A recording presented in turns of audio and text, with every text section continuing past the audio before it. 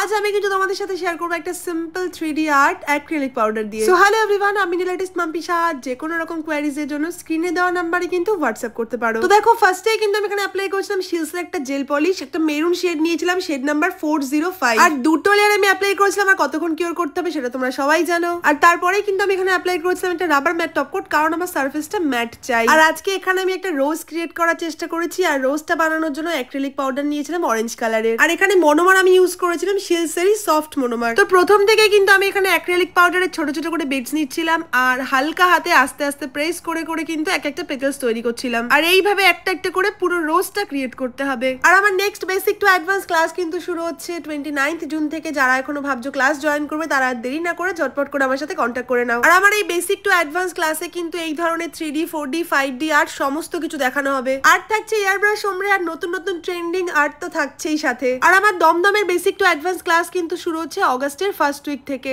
যারা হাবড়াতে আসতে পারছো না তারা কিন্তু দমদমের ব্যাচটা জয়েন করতে পারো। আর যে কোনো কোর্সের ডিটেইলস জানতে হলে কিন্তু স্ক্রিনে দেওয়া নাম্বার আমাকে হোয়াটসঅ্যাপ করে নিও। তো কথা বলতে বলতে আমার আর্টটা কিন্তু এখানে অলমোস্ট কমপ্লিট। আর আমি এখন এখানে অ্যাপ্লাই করছি শিলসের হাই শাইনি টপ কোট। আর এবারে বলো তো আজকের আর্টটা তোমাদের কেমন লাগছে? ভালো লাগলে একটা কমেন্ট করে অবশ্যই জানিও। আর এই ধরনের আরো অনেক ভিডিও দেখতে গেলে আমার পেজটা কিন্তু অবশ্যই ফলো করতে হবে। তাহলে আর দেরি না করে চটপট ফলো করে দাও।